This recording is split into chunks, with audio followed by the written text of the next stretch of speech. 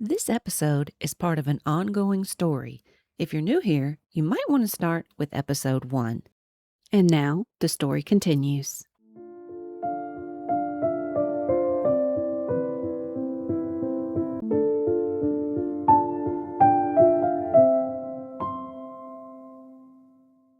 Emma tossed her yellow floral comforter off for the 5th time. An hour earlier, she'd wished she had 4 more blankets on top of it. After 3 days of running a fever, she longed to get out of her bedroom. Sick of staring at the television atop the one wooden dresser she owned, she held onto her nightstand and pulled herself to her feet. With a hazy head, she reached out to brace the wall for balance. Making her way to the window, she clumsily tugged it open for a breath of fresh autumn air. A sorrowful sigh escaped her as she admired the tree with brightly colored leaves across the street. She would miss her scene study class. In the last one, she and Lee had shown Mr. Barton the ideas they'd practiced for the goodbye. Lee had behaved friendly as usual, but appeared somewhat withdrawn. She worried that his sudden pullback had to do with Chris's warning. Or maybe he felt embarrassed about his overly emotional reaction to his nightmare. Whatever the reason, that day and all communications since had been quick and to the point. She couldn't help but wonder if Lee had decided to be done with her after the show, as she once thought she should do. They've gotten a lot of helpful evaluation for the work they'd done on the scene, and Mr. Barton told them to keep working on the ending. Their schedules hadn't allowed for any practice time outside of class, so they had planned to meet a few hours before the workshop on campus. Instead, she had to text him that she wouldn't be there at all. Crawling back in bed, she almost wished she hadn't talked her mom out of making the 3-hour drive to come to her aid. She'd spent most of the last 2 days arguing about it. Only when she'd agreed to call her hometown doctor did her mom relent, with the proviso that if any other symptoms occurred, Emma would call back immediately. She felt okay at first, but the longer the fever wore on, the weaker she became. In and out of sleep, she considered whether the knocking at her door came from a dream or reality. When it blared out a second time, she suspected her mother had defied her objections and shown up. Opening her eyes, she found the darkness outside strange. When she'd last closed them, bright daylight had still filled the room. Surely the time hadn't passed that quickly. "Coming!" she called out. The effort to confirm her approach caused her to squint at the headache it produced.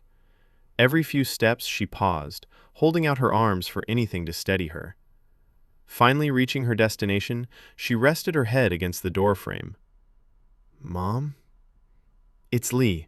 I tried texting you." Startled at the sound of his voice, she looked around for something to cover up in. When she'd felt mopey about missing class earlier, she'd put his t-shirt on again. Other than that, she wore nothing but undergarments. "Emma, can you open the door?" "I'm running a fever. Are you sure?" "Yes," he said. Hands shaking, she turned the knob and pulled, forgetting about covering up. He wore his work uniform, black slacks and button-down with a red tie.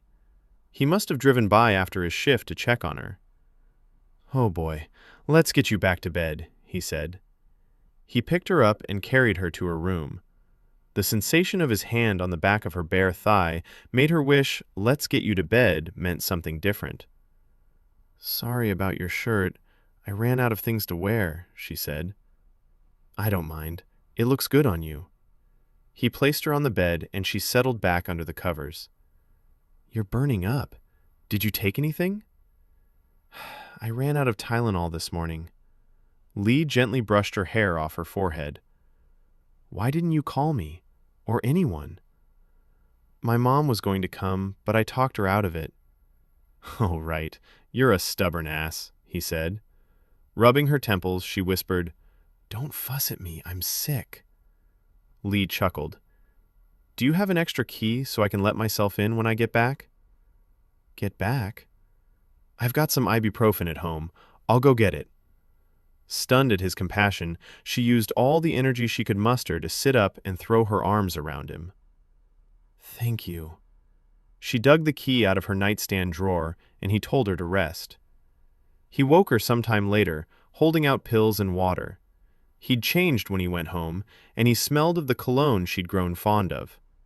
She dutifully took her medicine and drifted back into oblivion. The next time she opened her eyes, Lee's hand lay softly on her forehead. "You feel a little cooler," he said. "You're a lifesaver," she said. "What made you come?" "You texted me you were sick, and then I couldn't get you to respond the rest of the day. Couldn't let my movie buddy disappear." "Hey, do you feel like watching something?" Lee asked, motioning toward her TV. "You can pick." She nodded, and he sat beside her on her bed. The familiarity of it overcame her, and she had to turn away before he noticed it on her face. She chose Pride and Prejudice, smiling at the similarities to their script. "See? These are lines like we say in Springtime Sonnet." "Still cheesy," he said. Forgetting herself, she rested her throbbing head on Lee's shoulder. She watched, enraptured by the drama. "You think he's good-looking?" Lee asked, referring to Matthew McFadden. "He's not hot like you, but yeah, he's handsome." Oblivious to what she'd said, she continued to absorb the story. While Elizabeth meandered through a misty meadow, Emma slid her hand over to Lee's arm. "Watch, he's coming for her." "Wow, you are into this sappy stuff," Lee said. Ignoring his mocking, she fixated on the screen with a swell of emotion at Mr. Darcy's confession of undying love. When they made it to the end of the movie, she spoke the lines in time with the characters. "Look at the way he kisses her," she said. "That's how you're supposed to kiss me." Lee wore a smirk that grew into a full grin. "I meant in Springtime Sonnet," she said. "I knew what you meant." He gave her another round of fever reducer and told her to sleep. To her surprise, she zonked out through the night. By early morning, the fever had finally gone. Still somewhat weak, Emma made a beeline for the shower, unable to wait any longer to wash the sick germs away. With warm water trickling down her body, she thought of Lee. He'd come to her without prompting. Why would he do that? Wrapping herself in a towel, she anticipated the coffee she'd finally drink for the first time in days. When she stepped out of her bedroom, she did a double take at the lump on the couch. Somehow, she'd automatically assumed Lee had left and locked up with the spare key. "Hey, you're up," he said. "And you showered." He stood, revealing he had stripped down to his underwear to sleep. "I didn't know you were still here," she said. The two of them undressed together again hadn't gone like this in her mind. Though she got the humor, she didn't love the irony. "Didn't want to leave in case you needed something else." If she tried for the rest of her life, Emma would never be able to understand his thoughtfulness towards her. "Temp is back to normal," she said. "I should be on the mend now." She flashed a look down his body to signal his state of undress. "Oh, sorry, I usually sleep with nothing on." "I know," she whispered. As Lee tugged on his jeans, Emma spun around to grab some clothes for herself. Dizzy, she smacked into the door, causing her towel to slip down before she could retrieve it. Hoping he hadn't seen, she held her eye. "Ow!" Lee rushed to her. "You are so clumsy," he teased. He guided her to her bed and helped her sit. "You saw, didn't you?" she asked. "Oh yeah," he said. "I am so sorry. I didn't mean to—" "Emma, I know. It's not like I minded it." With this, he left her to dress in private. She smiled to herself as she put on her clothes and joined him again, defensive about his reaction to her slips the night before. "I just want to point out that anything said in a feverish state does not count." "You mean like how I'm hot and you want to kiss me? Don't worry, you've said that before." Mouth agape, her voice rose in defiance. "What? First, I said Edmund should kiss Lady Jane the way Mr. Darcy kissed Elizabeth. And when have I ever said you're hot?" Lee relished agitating her and prodded her further. "The night you shamelessly jumped my bones. You don't remember?" The memory came after he suggested it. She was saying things she'd only say in the heat of passion, including her thoughts on his looks. "Please put me out of my misery," she said, covering her face. Lee couldn't hold back his laugh. "You know you make it really fun to push your buttons, right?" They worked out the next schedule for practice, and he hurried to the door, checking his messages that had just come through. "See you Sunday, Elizabeth." "Sure thing, Mr. Darcy." In her embarrassment, she'd almost forgotten everything he'd done for her. "Wait, Lee?" When he stopped, she went to him and slid both arms around him, nuzzling her nose into his neck. "Thank you for taking care of me." He slipped an arm around her waist and hugged her back. "You're welcome." As she watched him walk down the steps to the first floor, she suddenly shouted, "And you're the one that jumped my bones!" Just then, she noticed the couple walking past Lee up the stairs. They had a young girl with them that looked college-bound. Her landlord followed behind, glaring at her. "Hello," she said cheerfully. Then she closed her door. "So basically he didn't want to seem like a jerk," Brandon said. "I don't know," Emma replied. "You don't feel like that was more than just not wanting to be rude?" After Lee left, she couldn't stop analyzing his motives. What had driven him to come to her rescue? She talked it over with Brandon and Tracy the next night at the local diner. "It feels like more to me," Tracy said. "He could have dropped off the medicine and left, but he stayed." Brandon wrinkled his nose. "That's because you're women. You always try to figure out what things mean.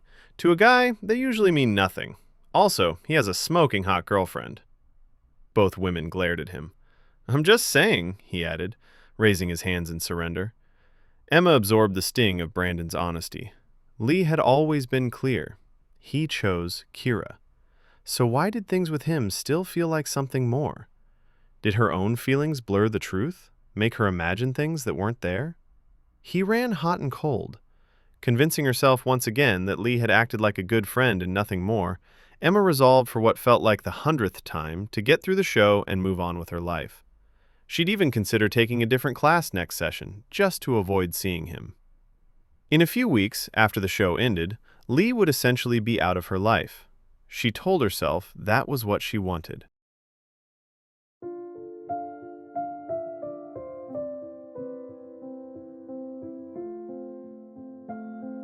Thanks for listening to What Happens Between the Scenes.